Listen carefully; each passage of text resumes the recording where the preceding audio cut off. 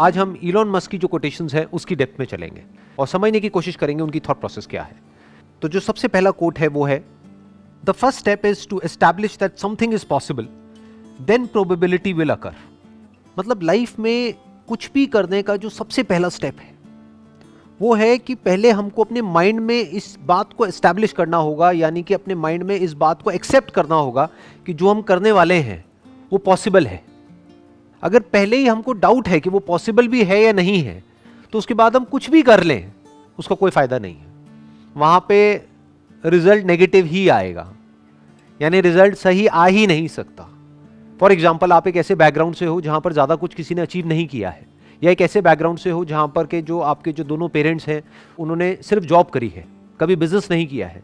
तो जैसे ही आप अपने बेस पर कोई बिजनेस करने के बारे में सोचोगे भी तो सब डरने लग जाएंगे। सब आकर के आपको क्या कहेंगे कि नहीं नहीं बहुत मुश्किल है, नहीं हो सकता, नहीं हो सकता, नहीं हो सकता, पॉसिबल ही नहीं है। तो वो कह रहे हैं पॉसिबल नहीं है, वो प्रॉब्लम नहीं है। पहले आपके खुद के माइंड में आना चाहिए कि ये पॉसिबल है, तब अगर आप बिजनेस करो तो वो बिजनेस करने का कोई फायदा है। अगर आपके खुद के भी माइंड में डाउट है कि पता नहीं ये हो भी पाएगा या नहीं हो पाएगा, तो फिर आपके फेलियर के चांसेस बहुत ज्यादा है। वंस यू अंडरस्टैंड कि ठीक है अभी तक किसी ने नहीं किया है, अभी तक नहीं हुआ है, पास्ट में नहीं हुआ है, लेकिन इसका मतलब ये नहीं है कि फ्यूचर में भी नहीं हो सकता है। मुश्किल हो सकता है लेकिन पॉसिबल तो है। हो सकता है बहुत ही मुश्किल हो वो करना, क्योंकि जो बंदा जो बिजनेस बैकग्राउंड से है उसको तो पूरा पीछे से सपोर्ट मिलने वाला है। उनके पास में नॉलेज भी है, एक्सपीरियंस भी है, पैसा भी है। इस बंदे के पास में ना तो नॉलेज है, ना एक्सपीरियंस है, ना पैसा है, ना सपोर्ट है घर वालों का। तो इसका मतलब क्या है कि इसको मुश्किलें उससे 1000 गुना ज्यादा आने वाली है। लेकिन अगर वो एक्चुअल में करना चाहता है तो पहले उसके माइंड में ये थॉट प्लांट होना बहुत जरूरी है कि पॉसिबल है। Then there is a probability कि हो सकता है वो सक्सेसफुल हो जाए। बिल्कुल इस तरीके से है कि अगर हम अपने घर से ये सोच करके निकलेंगे कि कहीं मेरा एक्सीडेंट ना हो जाए, एक्सीडेंट ना हो जाए, एक्सीडेंट ना हो जाए, पता नहीं मैं वहां पहुंच भी पाऊंगा या नहीं, तो पक्का उसका एक्सीडेंट होगा, क्योंकि वो बहुत डरा हुआ है। तो डर करके चलाएगा तो काम काम करके चलाएगा, तो नहीं भी एक्सीडेंट होना होगा तो हो जाएगा।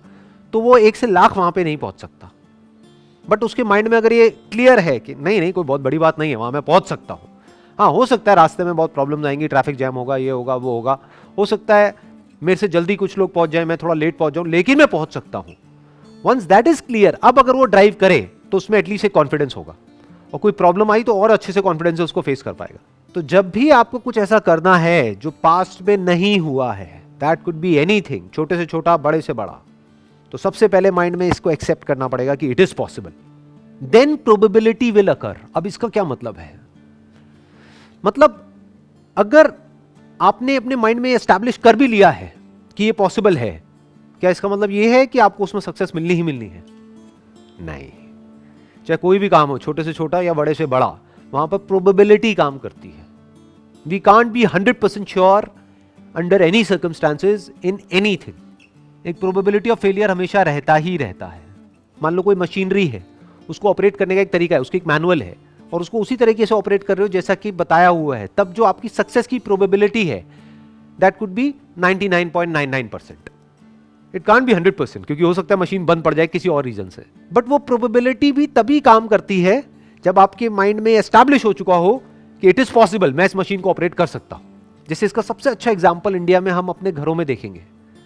जैसे कोई भी ऐसा गैजेट होता है जो थोड़ा सा भी कॉम्प्लिकेटेड होता है, कोई नया स्मार्टफोन आया है या कोई नए फीचर्स आए हैं, तो जो एक पर्टिकुलर एज पे लोग हैं, 50 साल, 60 साल, 70 साल, वो कैसे घबरा जाते हैं उसको देख करके। और जो छोटे बच्चे होते हैं वो कितनी जल्दी सीख लेते हैं। क्यों? क्योंकि उनके दिमाग में ये थॉट नहीं है कि ये इम्पॉसिबल है। इनफैक्ट अगर ध्यान से इस कोटेशन को ऑब्जर्व करोगे तो इसकी भी जरूरत सिर्फ तब है जब हमारे दिमाग में ये बैठा हो कि ये इम्पॉसिबल है, नहीं तो इस थॉट की भी जरूरत नहीं है कि ये पॉसिबल है। एक बच्चे के माइंड में तो ये बैठा ही नहीं है कि ये काम करना इम्पॉसिबल है, तो उसके लिए सब कुछ पॉसिबल है। बट जो बड़े हैं उनके माइंड में क्या बैठा हुआ है? मेरे लिए बड़ा मुश्किल है, अरे भाई मुझे ये सब समझ नहीं आता है। तो उनके माइंड में इम्पॉसिबल बैठा हुआ है, तो उनके माइंड में एस्टैब्लिश करना पहले जरूरी है कि भैया आपकी एज ज्यादा है, आपके पास में एक्सपीरियंस ज्यादा है, आपके पास में दिमाग उस बच्चे से ज्यादा है, तो आप क्यों नहीं कर सकते अगर वो बच्चा कर सकता है तो उसके माइंड में एस्टैब्लिश करना पड़ेगा कि ये पॉसिबल है। बच्चे के माइंड में एस्टैब्लिश करने की जरूरत ही नहीं है। बच्चे को आप कहोगे कि पॉसिबल है इसे आपको ऑपरेट करना, वो कहेगा क्या बोल रहे हो, कह रहे मेरे लिए तो वैसे ही सब कुछ खेल है। कहते मैंने कहा कब कि इम्पॉसिबल है, तो मुझे आप क्यों कह रहे हो कि ये पॉसिबल है? समझ गए ना ये आसान वर्ड की जरूरत कहां पर है? जिसके दिमाग में बैठा हो कि ये मुश्किल है, जिसके लिए वैसे ही सब कुछ आसान है, उसको इस वर्ड की जरूरत तक नहीं है कि आसान है। Next quote is, I think it is possible for ordinary people to choose to be extraordinary. इसमें जो वर्ड है ना, जिस पे ध्यान देना है, वो है चूज। मतलब क्या कहा जा रहा है दूसरे वे में, कि हर वो इंसान जिसको हम एक्स्ट्रा ऑर्डिनरी बोलते हैं, जिसने भी कुछ एक्स्ट्रा ऑर्डिनरी अचीव किया है, होते सारे ऑर्डिनरी हैं। उनकी क्या 4 आंखें होती हैं, 4 कान होते हैं, 8 हाथ होते हैं, 10 पैर होते हैं, दिखने में और हर तरीके से वो बिल्कुल एक नॉर्मल इंसान के जैसे होते हैं, बिल्कुल ऑर्डिनरी होते हैं। फर्क क्या है ऑर्डिनरी और एक्स्ट्रा ऑर्डिनरी में? चॉइस का फर्क है। To achieve something extraordinary in life is not a matter of luck, is not a matter of some extraordinary inherent or inborn quality. It is a matter of choice. We can choose to be extraordinary or we can choose to be ordinary. Extraordinary लोग जो करते हैं, कब करते हैं? Life में एक बार या हर रोज, लाइफ के हर मोमेंट में जो वो करते हैं, जिस तरह से वो चॉइसेस लेते हैं, चाहे वो बहुत छोटा सा डिसीजन हो, सुबह जल्दी उठने का। इनफैक्ट ऐसे बहुत सारे सर्वेज हुए हैं जहां पर ये देखा गया है कि जिन भी लोगों ने कुछ एक्स्ट्राऑर्डिनरी लाइफ में अचीव किया है, वो सुबह जल्दी उठते हैं। तो अगर आप भी सुबह जल्दी उठते हैं, इसका मतलब ये नहीं कि आप एक्स्ट्राऑर्डिनरी हो जाओगे, क्योंकि एक्स्ट्राऑर्डिनरी होने के लिए और भी 100 काम करने पड़ेंगे, लेकिन उन 100 में से एक क्या है? सुबह जल्दी उठना। सुबह जल्दी उठ करके अपने दिन को प्लान करना, ये देखना कि इस दिन को मैं मीनिंगफुल कैसे बनाऊं, कि आज मैं क्या अलग करने वाला हूं, या आज के दिन को प्रोडक्टिव कैसे बनाऊं। If you choose to wake up early in the morning, क्यों? क्योंकि वो करना सही है, तो ये आपको ऑर्डिनरी से थोड़ा सा एक्स्ट्राऑर्डिनरी बना देता है, और थोड़ा थोड़ा करके बंदा ज्यादा एक्स्ट्राऑर्डिनरी होता चला जाता है। 90% से ज्यादा लोग क्या करते हैं, वो वेट करते हैं एक ऐसे मोमेंट का जब अंदर से एक फीलिंग आए एक काम को करने की, तब मैं वो काम को करूंगा। और मजे की बात क्या है, वो फीलिंग कभी नहीं आती। सही काम करने की फीलिंग कब आती है? कभी आती है। और गलत काम करने की फीलिंग लाने की हमको जरूरत ही नहीं है, वो आती ही रहती है। अच्छा हेल्दी खाने की कभी फीलिंग आ सकती है अंदर से, या टेस्टी खाने की फीलिंग आएगी, चाहे वो अनहेल्दी भी हो। एक्सरसाइज करने की क्या कभी किसी के अंदर फीलिंग आ सकती है? नहीं आती है। तो अगर फीलिंग नहीं भी आ रही है, तब भी अगर वो बंदा चूज करता है कि मुझे एक्सरसाइज करना है, इसलिए नहीं कि मेरे को बड़ा मजा आ रहा है एक्सरसाइज करने में, इसलिए कि वो तो करना ही है। That is a matter of choice. अब ये चॉइस किसके बेसिस पे होती है? 2 बेसिस पे हो सकती है। एक, जो आपकी फीलिंग्स है, इमोशंस है, उसके बेस पे, जो आपको आगे नहीं बढ़ने देगा, किसी हालत में आपको आपके कंफर्ट जोन से बाहर नहीं निकलने देगा। दूसरा हो सकता है आपकी विल पावर के बेस पे। मतलब अगर दूसरे वे में बोला जाए कि अगर आप लाइफ में एक्चुअल में एक्स्ट्राऑर्डिनरी बनना चाहते हो या कुछ एक्स्ट्राऑर्डिनरी करना चाहते हो, तो आपकी विल पावर बहुत स्ट्रांग होनी चाहिए। इच्छा शक्ति, कि मेरी फीलिंग्स ये कह रही है मत कर, लेकिन मेरी इच्छा है इसको करने की, तो उस इच्छा में इतनी शक्ति होनी चाहिए कि वो हावी हो जाए आपकी सारे के सारे डर के ऊपर, कि उस डर के बावजूद भी आप वो कर पाओ। अब ये इच्छा शक्ति क्या है? It is a matter of choice. आपके ऊपर है, आप अपनी इच्छा को कितनी शक्ति दे सकते हो। ये भी तो एक चॉइस ही है ना, कि आपकी इच्छा में कितनी शक्ति है। अपने आप में किसी की इच्छा में कोई शक्ति नहीं होती है, पर जो भी आप करना चाहते हो, जो भी आपका डिजायर है, अगर उसको आप स्ट्रांग करते चले जाओ, करते चले जाओ, करते चले जाओ, करते चले जाओ, यानी कि अगर आपका डिजायर स्ट्रांग है आपकी फीलिंग से, तो आप उस काम को कर जाओगे। तब आप कुछ ऐसे डिसीजंस ले सकते हो कि आगे जाकर के कुछ एक्स्ट्राऑर्डिनरी कर सकते हो। Next quote is, when something is important enough you do it even if the odds are not in your favour. जब कोई काम करना बहुत ही जरूरी होता है, तब आप वो काम करते हो। यहां ये नहीं कहा जा रहा कि तब आपको वो काम करना चाहिए, ये कहा जा रहा है कि यू डू इट, तब आप वो काम कर देते हो even if the odds are not in your favour. मतलब कि आपको पता है कि आपके सक्सेसफुल होने के चांसेस बहुत कम है उसके अंदर, फिर भी आप वो काम करते हो, फिर भी आप रिस्क लेते हो। मतलब आपको पता है कि उसमें बहुत रिस्क है, फिर भी आप करते हो। कब करते हो? जब आपको पता होता है कि समथिंग इज इंपॉर्टेंट इनफ, कि करना बहुत ही जरूरी है। फॉर एग्जाम्पल, आप किसी जंगल में खो गए हो और प्यास से तड़प रहे हो, तो वहां पर क्या करोगे? वहां पर बैठ करके एक्सक्यूजेस दोगे कि यहां पे पानी नहीं है? क्या करोगे वहां पर? किसी भी तरह से पानी को ढूंढने की कोशिश करोगे, जबकि चांसेस बहुत कम है कि आपको पानी मिल पाएगा वहां पर। क्योंकि आप जंगल में खो चुके हो, आपको रास्ता नहीं पता है, लेकिन फिर भी मरते दम तक कोशिश करते रहोगे। क्यों? क्योंकि प्यास बहुत बड़ी है। क्यों? क्योंकि प्यास एक्चुअल में है, रियल है, कोई इमेजिनरी नहीं है। दोनों में बड़ा फर्क होता है। जैसे ज्यादातर मेरे सेशंस में एक क्वेश्चन है जो बड़ा कॉमन है, लोग पूछते हैं कि सर जब आपकी वीडियो देखते हैं तो बड़े चार्ज अप हो जाते हैं, मोटिवेट हो जाते हैं, बाद में बैक टू नॉर्मल लाइफ, ऐसा क्यों होता है? ऐसा इसलिए होता है क्योंकि तुम्हारे अंदर प्यास ही नहीं है। कड़वा है लेकिन सच है। तुम्हें कुछ एक्चुअल में करने की जरूरत ही नहीं है, तुम्हें बैठे बैठे तुम्हारे मां बाप खिला रहे हैं, इसलिए वो मोटिवेशन टेम्पररी है। एक्चुअल में आपके अंदर से डिजायर नहीं आ रहा है, एक्चुअल में कोई जरूरत नहीं है, बस मेरी वीडियो देखिए और चार्ज अप हो गए। टेम्पररी है, कुछ देर के लिए हो गए, एक्चुअल में तो प्यास है ही नहीं।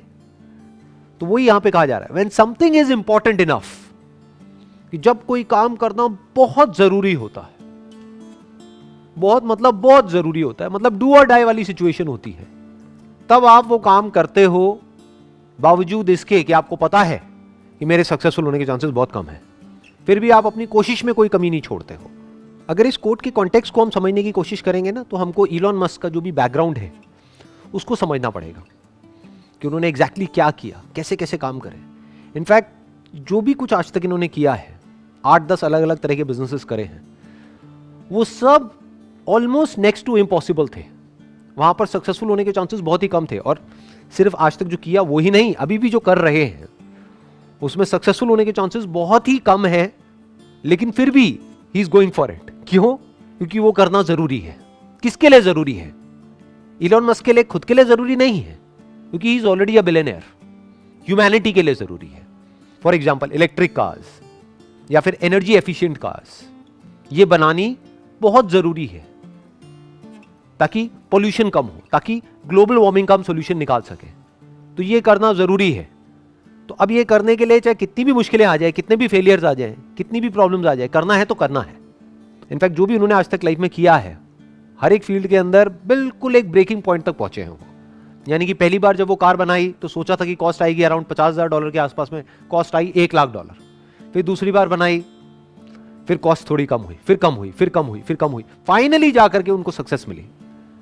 और अब जाकर के उनकी कार्स बिकनी शुरू हुई है पिछले कुछ सालों से। जहां सारे लोग बोल रहे थे कि नहीं, कुछ नहीं हो पाएगा, नहीं कर पाएगा, नहीं कर पाएगा, नहीं हो पाएगा, then also he did it. और एक बार नहीं, दो बार नहीं, अलग अलग फील्ड्स में कई बार इन्होंने ऐसे ऐसे काम करे हैं जो करना ऑलमोस्ट नेक्स्ट टू इम्पॉसिबल था, फिर भी किया। क्यों? क्योंकि वो करना जरूरी था। तो 3 चीजें हैं जो यहां पर हमको आगे लाइफ में ले जा सकती हैं। पहला, या तो आपकी एक्चुअल में कोई नीड हो, वो नीड आपको भगाएगी, वो नीड आपसे ऐसे ऐसे काम करवाएगी। जैसे मैंने अभी जंगल वाला एग्जांपल दिया था कि जहां पे एक्चुअल में प्यास है, तो अब उसके लिए आप किसी भी हद तक जा सकते हो, कुछ भी कर सकते हो। तो या तो एक्चुअल में नीड हो, या फिर अपनी लाइफ के अंदर ही आपको कोई ऐसा मीनिंग मिल गया है, कोई ऐसा पर्पस मिल गया है, कोई जीने की ऐसी वजह मिल गई है जो आपको भगा रही है। या फिर अगर आप इस लेवल से भी आगे आ गए हो, तो अब आपको क्या चाहिए? आपको एक ऐसा मीनिंग चाहिए जो हो सकता है आपके लिए मीनिंगफुल ना हो, लेकिन सबके लिए मीनिंगफुल हो। तो वहां से आपको एनर्जी मिल जाएगी कोई भी काम करने की। फॉर एग्जाम्पल, ये जो अभी मैं सेशंस कर रहा हूं, इसके पीछे क्या मोटिव है, किस लिए कर रहा हूं? क्या इससे मुझे कुछ मिलने वाला है financially? Nothing, nothing at all. बल्कि जाने ही वाला है, टाइम जाने वाला है, एंड टाइम इज मनी। तो क्यों मैं अपना टाइम इन्वेस्ट कर रहा हूं इन सेशंस को करने में? किस लिए? क्या वजह है? क्योंकि ये करना जरूरी है। वही जो इस कोटेशन में लिखा हुआ है, When something is important enough, क्योंकि ये करना जरूरी है। किसके लिए जरूरी है? मेरे लिए नहीं है, मुझे तो जो करना था लाइफ में वो मैं कर चुका हूं। किसके लिए जरूरी है? जो आने वाली जनरेशन है उसके लिए जरूरी है। जो उनकी थॉट प्रोसेस है उसको एक सही डायरेक्शन दी जाए, ये जरूरी है। हो सकता है मैं इसमें सक्सेसफुल नहीं हो पाऊंगा, क्योंकि चारों तरफ नेगेटिविटी बहुत ही ज्यादा है, लेकिन फिर भी क्योंकि ये करना जरूरी है तो इसको करना है तो करना ही है। As simple as that. जब कोई काम करना बहुत जरूरी होता है तो ये नहीं सोचा जाता है कि मेरे करने से क्या होगा, करना है तो करना है। ये थॉट वहां पर चल रहा होता है, यहां से एनर्जी मिलती है, फिर वो एनर्जी पूरे फ्लो के साथ में बाहर आती है। और जब इतनी ज्यादा एनर्जी के साथ में हम कोई भी काम करते हैं तो उसमें सक्सेस मिलती ही मिलती है, फिर वो काम एक अलग लेवल पे चला जाता है। है।